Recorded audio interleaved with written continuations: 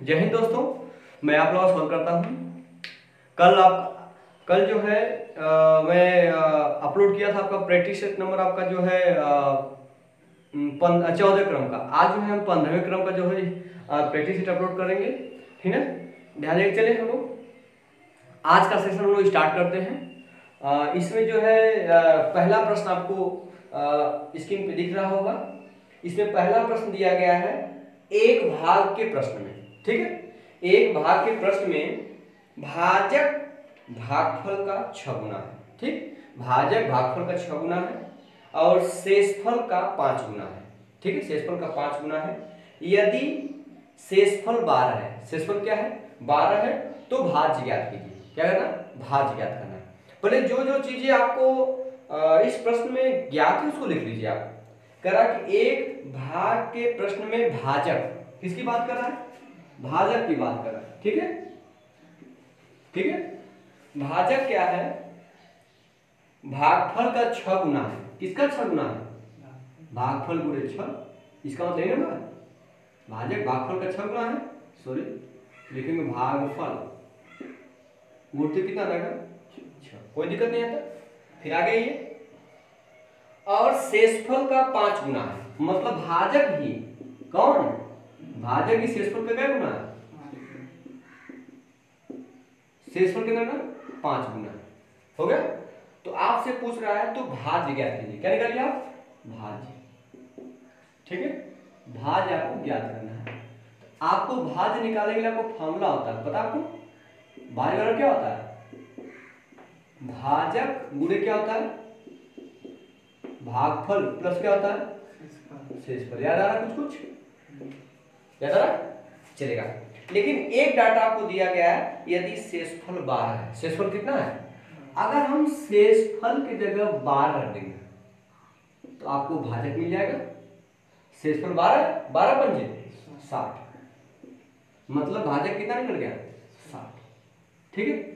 भाजक निकल गया तो भाजक की जगह क्या रखेंगे हम लोग 60, भाजक मिल गया आपको, ठीक बेटा, भाजक मिल गया। भाजक मतलब देखिए ये चीज आपको कितना मिल गया 60 गुणे भागफल के पर गुणे भागफल, भागफल देखिए यहाँ से गया, भागफल कहाँ नहीं गया, भागफल दिया यहाँ पे, ठीक है। तो भागफल कैसे निकालेंगे, इस भाजक की जगह क्या रखेंगे 60, तो भाजक की जगह जब 60 रखेंगे 60 हो जाएगा। आपको समझ रहा है, यहाँ इसके जगह क्या रखेंगे 60 रखेंगे, बराबर का भागफल क्या है, भागफल गुणते क्या है 6 आ गया, 10 भाग देंगे तो 6 से 60 भाग कितना बढ़ जाएगा 10 बार में, तो भागफल कितना आ गया, भागफल कितना आ गया 10 आ गया। इस भागफल के क्या रखेंगे 10 प्लस शेषफल आपको कितना देता है, शेषफल 12 रख देंगे। बस इसी को हल करके लिखते हैं 60 दहा में 600 और प्लस 12 कुल कितना आ जाएगा 612। क्लियर हुआ, ठीक है, कोई दिक्कत नहीं है। इसका सही जवाब देखिए आपका विकल्प नंबर आपका दिया गया है दूसरा सही, क्लियर है, ठीक। भाजक भागफल का 6 गुना था और शेषफल का 5 गुना था, जबकि इसमें आपको शेषफल दिया था 12, शेषफल कितना रहेगा 12 था, तो मैंने यहाँ 12 रखा, 12 गुणा 5 12 5 60 है। ये 60 क्या निकल गया, भाजक आया, निकल गया भाजक। तो भाज इस फिर ऊपर इस भाजक की जगह यहाँ पर रखेंगे 60, ये भागफल आ गया, ये 6 आ गया, 6 से भाग दिए, भागफल निकला आपका हो गया 10। इसमें रखेंगे भाजक गुणे भागफल प्लस शेषफल, भाजक 60 भागफल 10 शेषफल 12 जोड़ देंगे आपका उड़ा करके 612। क्लियर हुआ, कोई डाउट तो नहीं है, कोई समस्या बताइएगा। चले चले हम आगे चला जाए, इसे इरेज कर दें। चलिए ध्यान दीजिएगा, अगले प्रश्न हम आते हैं।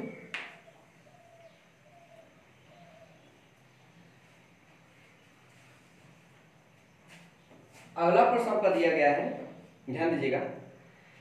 प्रश्न आपको स्क्रीन पे दिख रहा होगा।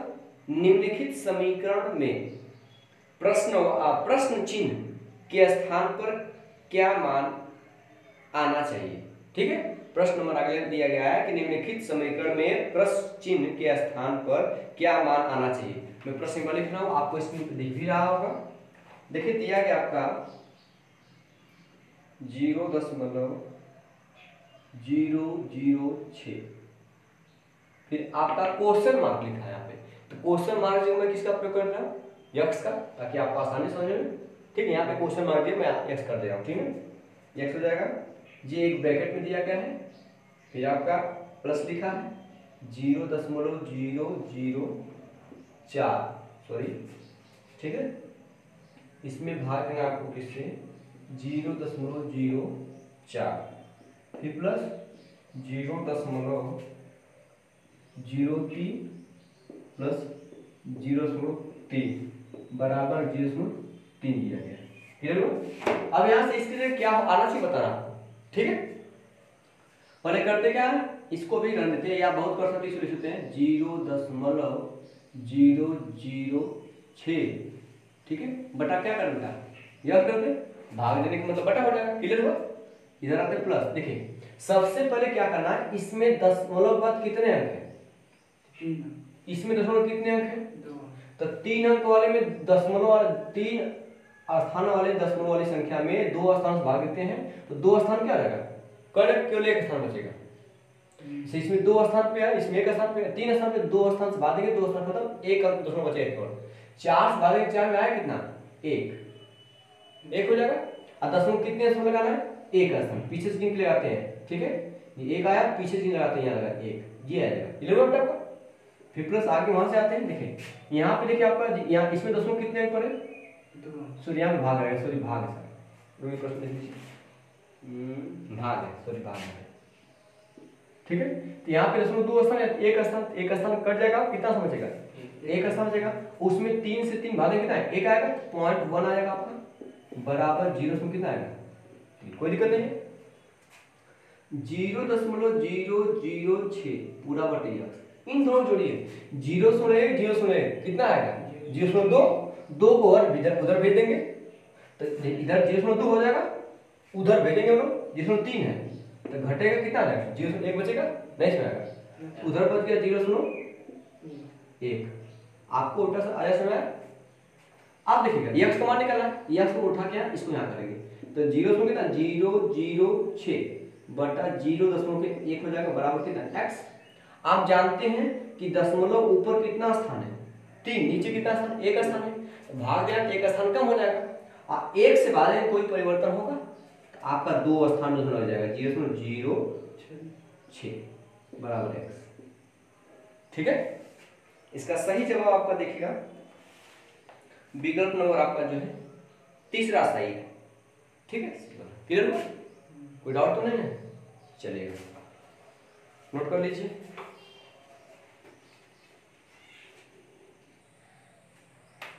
चला जाए, इसको इरेज कर दें।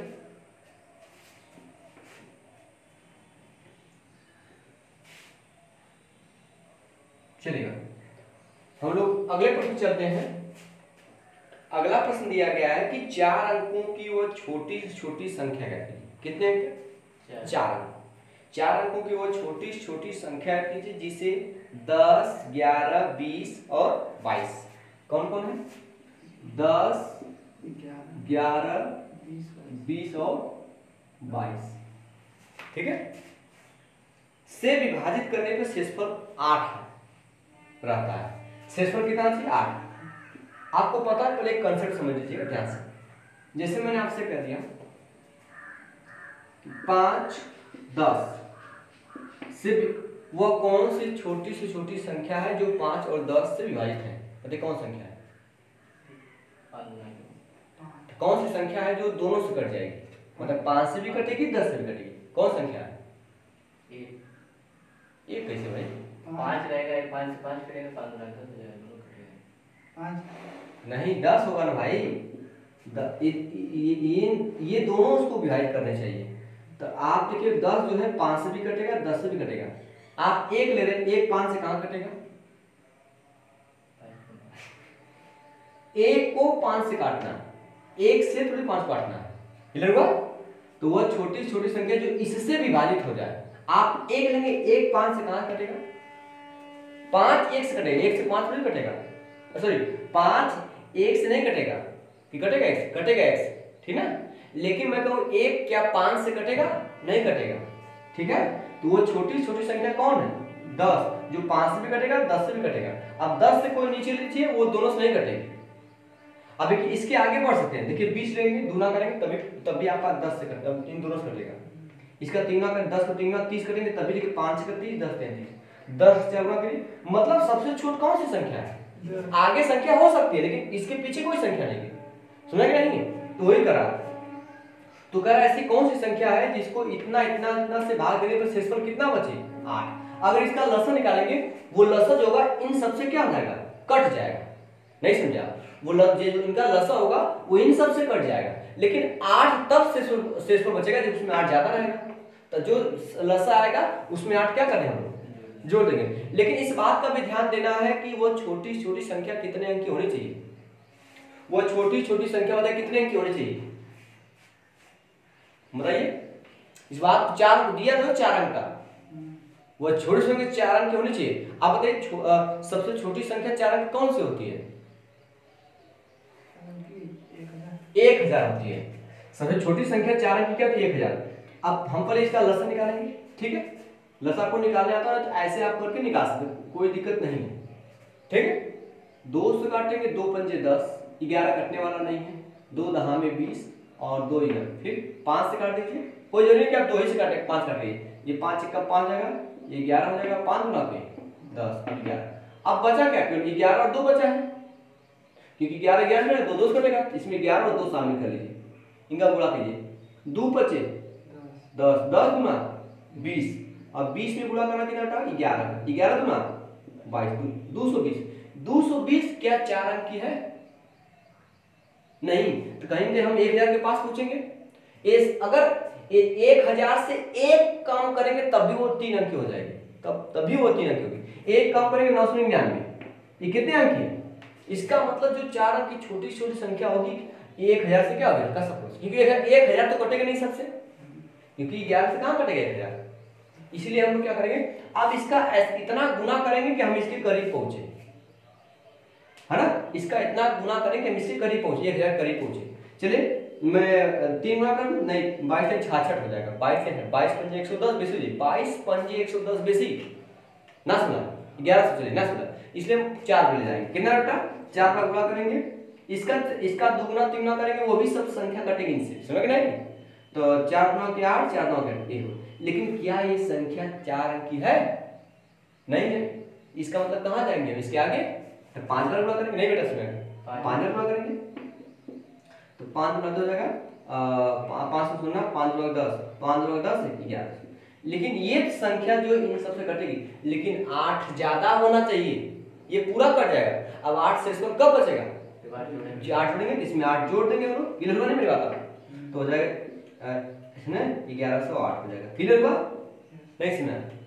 ठीक, इसका सही जवाब आपका हो जाएगा विकल्प नंबर 4। कोई दिक्कत तो बताइएगा, ठीक है।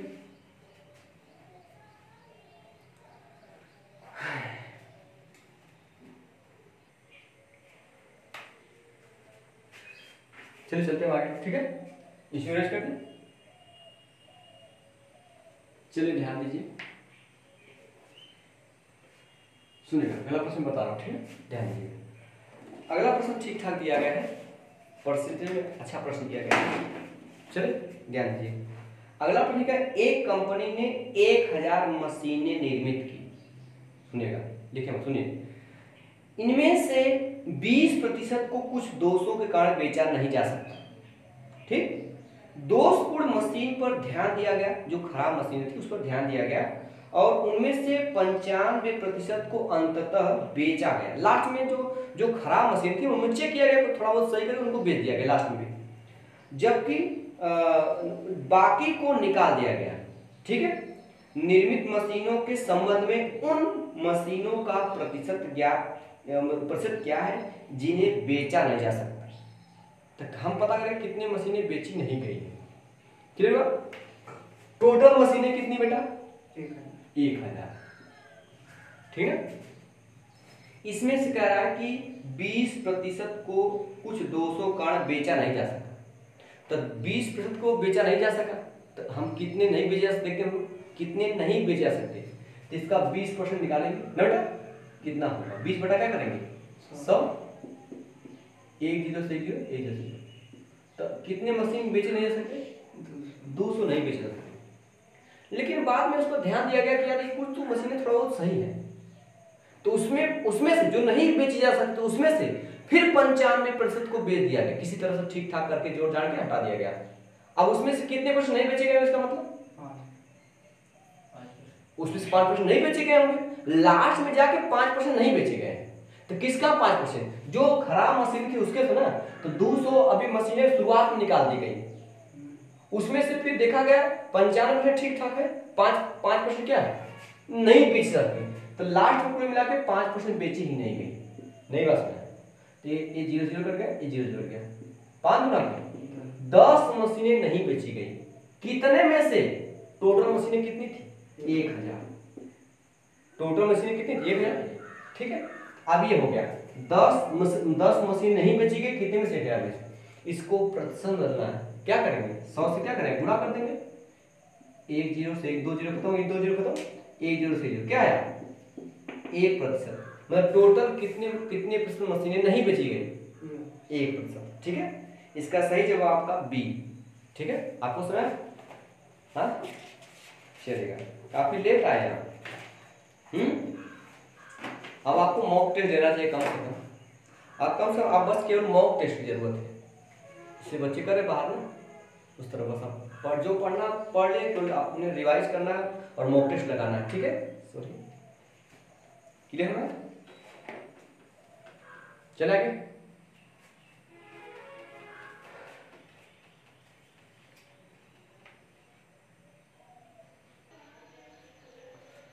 चलिए हम लोग अगले प्रश्न, ठीक है, मैं एक बार फिर से समझा दे रहा हूँ, ठीक है, ध्यान दीजिएगा।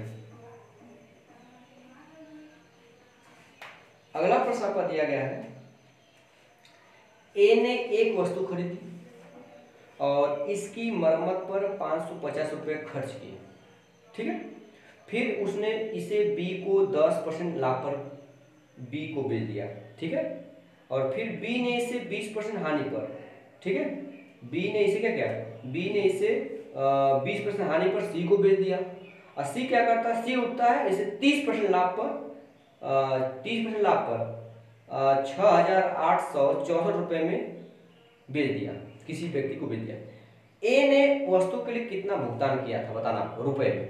अच्छा, शुरुआत में से क्रय विक्रय बात हुई, ए बेच रहा बी को, बी बेच रहा सी को, सी किसी और को बेच दे रहा है, तो यहाँ पे बात हुई क्रय विक्रय पर, क्या का क्रय विक्रय बात हुई, क्लियर हुआ, चलेगा। पहले एक बंदा ए है, ए उसे कुछ वस्तु लाता है, उसमें 550 रुपया खर्च जोड़ता है और उसको बेच देता है 10% लाभ पर। 10% लाभ का मतलब मैंने बताया, 10% का मतलब होता है 1/10। ए ने 10 रुपए की वस्तु कितना बेचा, 1 बी बेचता है, बी किसी वजह से उसमें कुछ कमी होती है, इस वजह से वो 20% हानि करता है, मतलब कि 100 की चीज को कितने में बेचता है वो 80 में बेच देता है, इसका मतलब ये बेटा 20% हानि मतलब 100 की चीज को 80 में बेच दिया। ये रेशो निकाल लीजिए, 2 पंजे 2 चौक, देखिए वैसे भी यार 5 4 आ गया था, तो 5 की चीज किसमें बेच दिया 4 में, क्लियर हुआ। अब बी सी उठता है उसे 30% लाभ पर, 30% लाभ पर, मतलब 100 की चीज कितने में बेच रहा वो 130 में बेच रहा है, क्लियर बेटा, ये 0 0 जाएगा, मतलब 10 की चीज किसमें बेच रहा है 13 में बेच रहा है।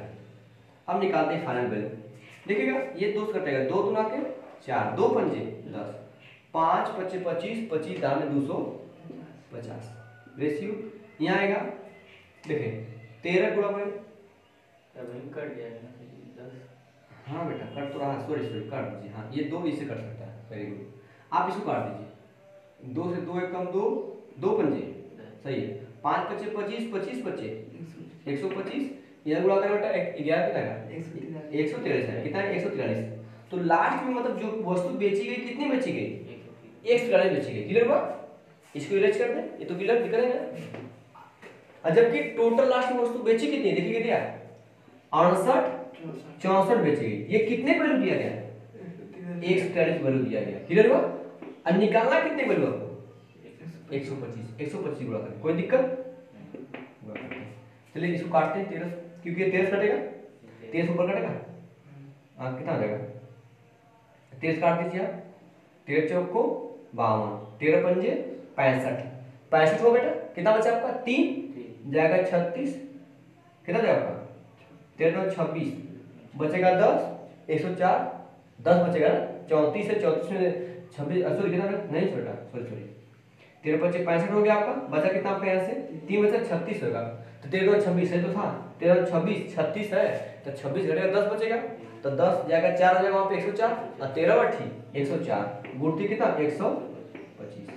अब इसका कैसे गुणा करेंगे, इसको दो पार्ट में तोड़ लीजिए, नीचे 11 बचेगा ना, अरे बेटा हाँ 11, सॉरी 13 कम 13 और 13 कम 11, अभी 11 से आप डिवाइड कर दीजिए, कटेगा 11, दिख रहा है नीचे एक लाइन जाएगा, ठीक है एक लाइन और जाएगा, देखिए 11 चौक 44, 8 बचा, 11 अठे 88, गुणते 125, अब गुणा कर सकते हैं, 125 को आप ऐसे तोड़ लीजिए, देखिए 125 को आप ऐसे तोड़ लीजिए, 100 प्लस 20 प्लस 5, 48 गुणा करेंगे 100 में 4800, 48 गुना 96 मतलब 900, 60 सही बेटा, ठीक है कोई दिक्कत नहीं बेटा, नहीं 4800 ना 4800 रहेगा बेटा, ना सुने 48 का 48 डबल जीरो हो जाएगा, फिर 96 960, 48 पंजे बुला लीजिए, 5 अठे 40 और 5 चौको 20, 20 4 सबको दिख रहा नीचे जोड़ दीजिए, कितना आता आएगा 0 हो जाएगा, 6 6 4 10, 10 को 0 हासिल है, सॉरी 9 8 17, 17 2 कितना रहेगा 19, 19 से 20 और 5 4 4 को कितना 6, इतने टोटल वस्तु इतने रुपये उसका लागत लगा था, लेकिन इसमें एक चीज वो करा कि वो वस्तु कितने रुपये वो मतलब क्या क्या लगाई लागत कितनी वस्तु खरीदी थी, तो वो 550 इसमें इंक्लूड है, शामिल है, 550 क्या करेंगे माइनस करेंगे, तो 550 को माइनस कर देंगे, ठीक है 0 हो जाएगा, 0 यहाँ पे कितना देगा आपका 5 है, फिर कितना देगा 4 देगा, फिर आपका देगा 5 54 50 इसका आंसर आएगा, क्लियर हुआ नहीं इसमें, ठीक है विकल्प नंबर आपका इसका 20 सही है, सही है, ठीक है थोड़ा यहाँ पे कैलकुलेशन है, आपको समझना पड़ेगा इस चीज को,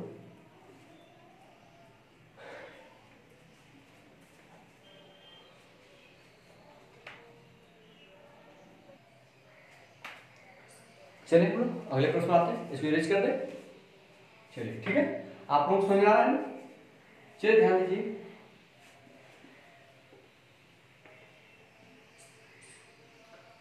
अगला प्रश्न देखिए स्क्रीन पे आपको दिख रहा होगा, कह रहा 7200 रुपए के मूलधन पर, कितना 7200 रुपए के मूलधन पर 9 महीने के लिए, कितने माह के लिए 9 महीने के लिए 50/3% के वार्षिक दर पर साधारण ब्याज ज्ञात कीजिए, आपको साधारण ब्याज निकालना है 9 महीने का, दर दिया वार्षिक 50/3%, तो हम पहले निकालेंगे, आपको पता एक साल का ब्याज दिया गया, एक वर्ष का ब्याज दिया, एक वर्ष का जो ब्याज है वो कितना दिया गया, नहीं वो तो मूलधन दिया गया 72 मूलधन, एक वर्ष का जो ब्याज दिया गया रेट दिया गया है 50, एक वर्ष ब्याज दर 50 कितना 50/3% दिया गया, ये एक साल का है, आपको कितना साल निकालना है, लेकिन साल ना देकर क्या दिया गया महीने दिया, तो महीने क्या करेंगे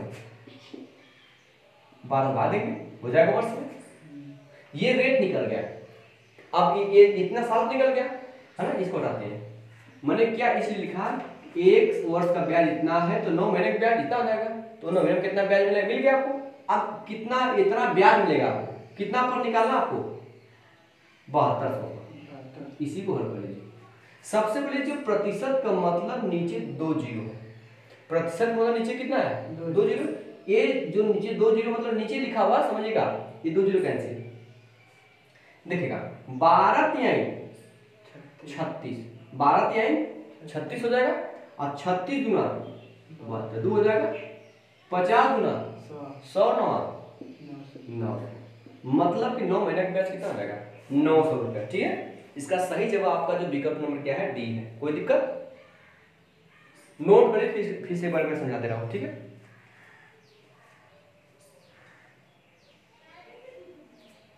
चले, अच्छा ये कुछ दिक्कत नहीं कर आपको, जिसे आप इसको इस तरह भी दे सकते हैं, जिसे आप पढ़ें सिंपल इंटरेस्ट बराबर साधारण का क्या होता है मूलधन गुणे क्या होता है दर गुणे क्या होता है समय पूरा बटे क्या होता है। यही चीज तो है, कुछ अलग से नहीं है, वही लिखा गया है। मूलधन कितना है सिंपल इंटरेस्ट का मूलधन कितने पर 7200 और दर कितने का था 50/3। तो नीचे 3 था, नीचे इसमें क्या है 3 के साथ क्या तो क्या रहेगा सभी हो जाएगा वो चीज हो। अब उठते समय 9 मान दिया था तो 9 को मैंने किसमें बदल दिया 12 से भाग देकर वर्ष बदल दिया, बस ये निकल गया। ये 2 जो वैसे में काटा था आपने 12 36 36 गुना 72 50 गुना 100 100 9। देखिए वही चीज कुछ अलग नहीं है कि मैं कुछ अलग लगाना, बस थोड़ा सा अलग तरीके से लिखा है इसके पहले वाले साल में। चलो ना कोई दिक्कत नहीं हो रही, कोई दिक्कत नहीं हो रही है।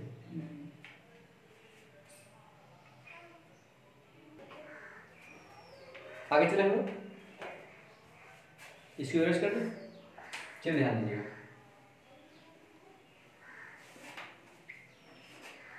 अगला प्रश्न देखिए मैं पढ़ रहा हूं मिला दीजिए आप लोग, इसकी भी दिख रहा होगा।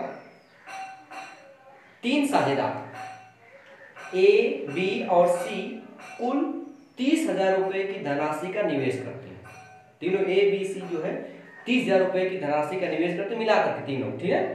और वर्ष के अंत में लाभ के रूप में ए को 20,400 बी को 25,500 और सी को 30,600 रुपए प्राप्त होता है, लाभ प्राप्त होता है। ए और सी द्वारा है ना, ए और सी द्वारा एक साथ कितनी राशि का निवेश किया गया था ए और सी द्वारा, ठीक है मिला करके। सबसे पहले देखिए जो ए और बी है इनके लाभ का अनुपात निकालेंगे। ए रेशियो बी रेशियो क्या निकालेंगे सी। ए को लाभ कितना मिल रहा है 20,400 बी को कितना मिल रहा है 25,500 सी कितना मिला आपका 30,600। तो ये इनके लाभ का अनुपात हो जाएगा। आपको पता है जो अनुपात लाभ का होगा वही अनुपात किसका होगा पूंजी का, निवेश की राशि का। नहीं सुने ये आपको बताया गया था, ये तीसरी चौथी बार आपको बताया जा रहा है ये, ठीक है। अब आपको कंफर्म हो जाना चाहिए। रेस निकाल लीजिए आप, ये डबल जीरो सब में कट जाएगा। आप किससे काटेंगे 5 नहीं 5 से कटेगा, किससे कटेगा आपका 7 से कटेगा 3 से कटेगा 3 काट लीजिए। 3 6 18 3 8 24 3 काट लीजिए। 3 और 24 3 5 15 3 दहा में 30 3 9 थे अब ये 30 कटेगा ठीक है 17 से कटता है। 17 चौक के 68 17 पच्चीस 85 17 छक्का 170, ठीक है। तो ये लाभ का अनुपात है। क्या लाभ का अनुपात को ही तो पूंजी का अनुपात कहा जाता है, नहीं सुना याद आ गया। तो कह रहा है कि किसका किसका ए और सी को मिलाकर लास्ट में कह रहा है कि ए और सी के द्वारा साथ एक ए और सी द्वारा एक साथ कितनी राशि निवेश की गई है। ए और सी द्वारा कितनी राशि निवेश की गई है 10 राशि कितने में से टोटल में चल के 15। तो 10/15 किसका निकालेंगे टोटल राशि कितना, टोटल राशि शुरुआत देखिए ये पूंजी का अनुपात हम मान के चले तो पूंजी कितना दिया गया टोटल देखिए 30,000। तो 30,000 निकाले नहीं बात में 15 का 15 15 गुना 30 ये 2,000 बचा आपका 10 में कितना रहेगा 20,000 रहेगा। मेरी बात आपको सुना कि नहीं, ठीक है। इसका सही जवाब आपका हो जाएगा विकल्प नंबर सी, ठीक है।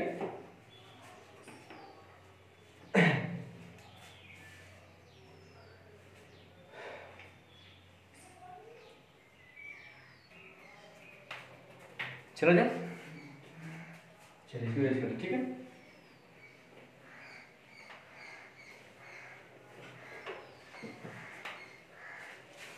सॉरी चले ध्यान दीजिएगा। इसमें कह रहा है कि अगला प्रश्न दिया गया है कि 20 पुरुष एक्स किसी कार्य को 135 दिन पूरा कर सकता है। जो यक्स आदमी है वो कितने पूरा कर सकता है 135 दिन पूरा कर सकता है उस काम, ठीक है।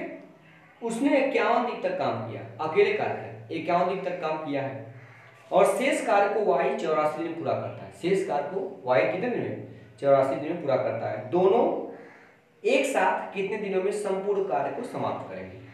सबसे पहले 51 दिन तक काम हो चुका है, हमको दोनों को काम कराने की दोनों की क्षमता पता होनी चाहिए। ए मिले 135 पूरा करा, अब हम बी को भी निकालेंगे कि बी कितने करा उस काम को, लेकिन बी शेष काम करता है तो बी को हम पूरा काम कराएंगे। मेरी बात समझ रहे ए क्या नहीं तक, तो बी जो है जो शेष दूसरे का सॉरी वाई है, वाई ने जो शेष कार्य 84 दिन पूरा किया चलेगा। तो ये एक्स कितना दिन काम किया है, 51 दिन। यक्स के एक दिन का काम, यक्स के एक दिन का काम पता है कितना हो जाएगा, 1/135। क्लियर है? क्लियर? कितना तक काम कर चुका हो, 51 पूरा कर दे, 51 दिन काम निकल जाएगा। क्लियर हुआ? नहीं सुना? इसको काटते कितना आ रहा बेटा, देखिए 3 से कटेगा, 17 क्या होता है, 17 क्या, 3 चौके 12, 3 बचे, इतना काम हो चुका है। हम शेष काम निकालेंगे, कौन निकालेंगे, शेष काम निकालने के लिए हमेशा एक में से माइनस कर, काम हमेशा एक होता है, या इसमें से कम कर, 45 में से एक कम कर दीजिए, 1 - 17/45। आपको 45 में 45 घटाना है, या तो आपको पता होगा यही, अगर पता है तो डायरेक्ट यही निकाल सकते हैं। 45 में 17 काम हो चुका है, कितना काम बचा है, 5 में ले 7 घटे 5 में 8 हो जाएगा आपका, 3 में से 1 जाएगा, 28 काम बचा है। इस 28 काम कौन पूरा कर रहा है, हाँ हाँ, तो वाई कितने पूरा कर रहा है, 84 में पूरा कर रहा है, 84 दिन में।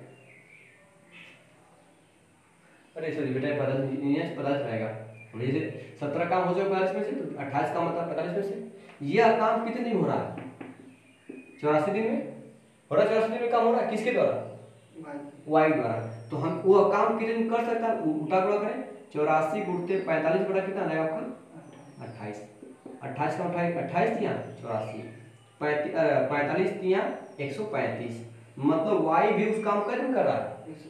अच्छा, यक्स भी 135 दिन, वाई 135 दिन, दोनों 135 दिन पूरा कर रहे हैं। जब दोनों मिलियन में काम कितने दिन हो जाएगा, आधा दिन में से। नहीं बात में से 2 मिस्त्री हैं, एक दीवार को 20 दिन बना रहा है, दूसरा मिस्त्री भी 20 दिन बना रहा है, अब दोनों को मैं कर दूंगा तब हाँ 10 दिन में। बस वही बात है कि दोनों अगर काम करेंगे तो आधा आधा दिन हो जाएगा, मतलब आधा दिन जितना टोटल समय है टोटल का आधा हो जाएगा। तो 35 135 दिन है, जब मिलेंगे तो 135 आधा कितना होता है, 67.5। ठीक है, नहीं सुना, ठीक है। 30 का आधा करिए, अरे 130 का आधा करिए, है ना 65, और जो 5 5 2.5 हो जाएगा, होगा आपका, मतलब 67.5 में काम करें। क्लियर हुआ? इसका सही जवाब आपका आया है बी, विकल्प नंबर बी। क्लियर हुआ? फिर समझ देखो, फिर समझिए, ए किसी काम को 135 में, एक्स किसी काम को 135 दिन पूरा करता है, ठीक है, लेकिन हो क्या रहा है कि एक्स 51 दिन तक काम करता है। एक्स के एक दिन काम 1/135 हो गया, तो 51 से गुणा कर दें हम लोग, 51 दिन काम लेगा, 51 दिन में इतना काम कर चुका है, 70/45 काम, तो मतलब 45 में 17 काम हो चुका है। तो काम अब मान शेष काम बच गया कितना, 28/45। यह काम जो है किसके द्वारा किया जा रहा है, 84 दिन में, है ना, सॉरी हाँ 84 दिन में, 84 दिन में। तो आप उस काम को पहले पूरा करें, उल्टा गुणा कर देंगे, पलट के 45 ऊपर 28 नीचे, 28 या 84 45 या 135। ये बी की क्षमता, बी उस कार्य को 135 में पूरा करेगा। एक्स भी सॉरी वाई रहेगा, एक्स भी 135 दिन में, वाई भी 135 दिन में, जब दोनों में तो काम आधा दिन में हो जाएगा। क्लियर हुआ? नोट करिएगा, दिक्कत तो नहीं है आप लोगों को?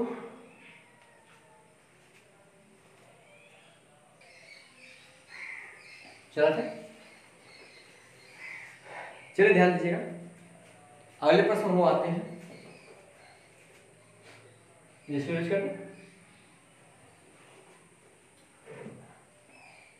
चलिएगा।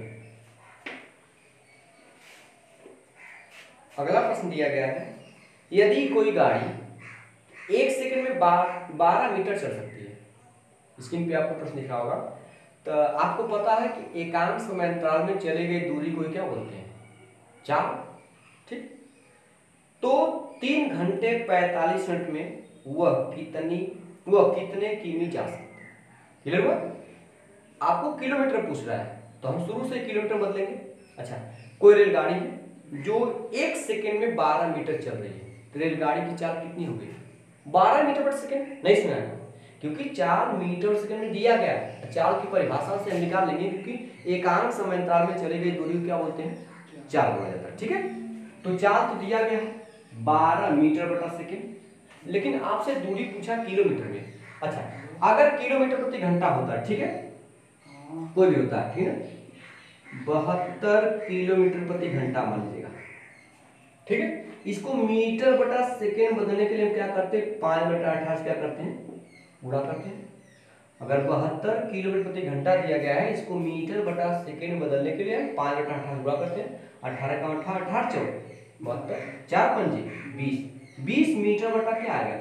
सेकेंड। अगर वापस मीटर बटा सेकेंड से किलोमीटर मुझे जाना होगा, वापस ये 20 दिया गया, 20 किलोमीटर प्रति घंटा, सॉरी 20 मीटर बटा सेकेंड से मुझे किलोमीटर में जाना होगा, तो क्या करेंगे? कैसे? अब 18 बटा 5, 5 एकम 5, 5 चौके 20, 18 चौक बताए। इसका मतलब कि जो ये जो दिया है 12 मीटर बटा सेकेंड दिया गया है, इसको बदलेंगे 18 बटा 5 से गुणा कर किसमें?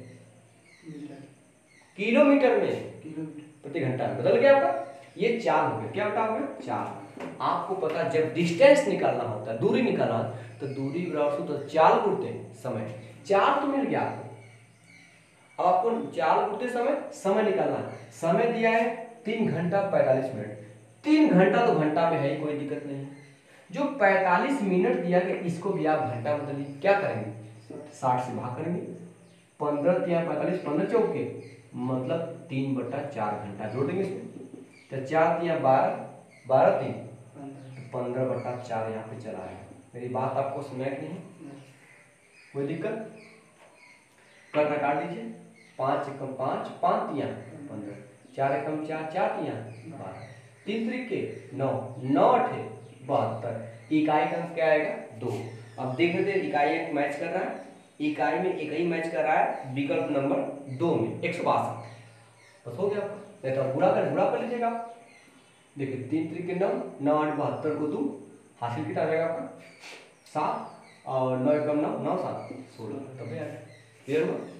ठीक, विकल्प नंबर आपका इसमें आपका सही हो जाएगा, दूसरा।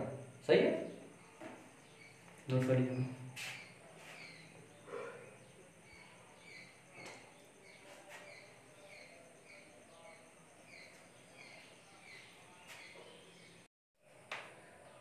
चलते दोस्तों, आगे चलते हैं। देखिए अगला प्रश्न दिया गया आपका, कह रहा है कि 12 सेमी, 10 सेमी और 8 सेमी भुजा वाले त्रिभुज का क्षेत्रफल बताइए। एक त्रिभुज है, इसकी तीनों भुजा दी गई है ना। पहले भुजा हम लोग ए बराबर मानते, कोई दिक्कत नहीं, जैसे भी मान सकते हैं ना। पहले भुजा ए हो जाएगा 12 सेमी, और दूसरी भुजा जो बी दिया गया है वो आपका दिया गया है 10 सेमी, और तीसरी भुजा दिया गया कितना है? सी बराबर 8 सेमी। इसका क्षेत्रफल क्या करना है? तो जब त्रिभुज की तीनों भुजाएं दी होती है तो वहां पे हीरोन सूत्र लगाते हैं। ठीक है, इस त्रिभुज की ये हो रहा त्रिभुज का, ये इसकी भुजा आपका 12, ये 10 है क्या 8, कोई दिक्कत नहीं, किसी को एबीसी मान सकते हैं। ऐसे त्रिभुज तुमने कहने को एक यश की आवश्यकता होती है। यश होता यश अर्ध परिमाप होता है, और परिमाप तीनों भुजाओं को जोड़ उसका आधा कर लीजिए। देखिए 30 सॉरी 10 और 12 22 22 8 30 30 का आधा कितना आ जाएगा आपका? 15। ये यश मान गया। आपको फॉर्मूला पता होगा, हीरोन सूत्र, रूट में s into S minus A S minus B S minus C. S मतलब जो निकाले 15 हो जाएगा बेटा, कोई दिक्कत नहीं है। 15 गुणे 15 में से पहले हो जाएगा ये एस माइनस ए, 15 से पहले कितना आएगा? 3। 15 में से दूसरी भुजा 5, 15 में से तीसरी भुजा ये 7। इसमें देखिए देख रहे हैं, तो इसमें 15 में 3 शामिल है आप। 15 में से 5 गुणते 3, ऑलरेडी पहले से क्या है 3 गुणते 5 है, गुणते क्या है 7। अब ध्यान दीजिए 5 कितनी बार है? एक बार 5 बाहर निकल जाएगा। 3 कितनी बार है? एक बार 3 निकल जाएगा। रूट तो 7 तो निकल नहीं पाएगा, 7 को रूट अंदर छोड़ दीजिए आप, कितना हो गया 15। रूट में कितना आ जाएगा 7, 15 करीब 7। ठीक है, इसका सही जवाब आपका हो जाएगा विकल्प नंबर आपका चौथा वाला डी वाला। सही है, चलिए चलते हैं आज के लिए यहीं तक, ठीक है। आज कितना दोस्तों, अब अगले दिन हम लोग मिलेंगे। आप लोग प्रैक्टिस करते रहिए, अन्य सब्जेक्ट की तैयारी करते रहिए पूरे जोर के साथ, ठीक है।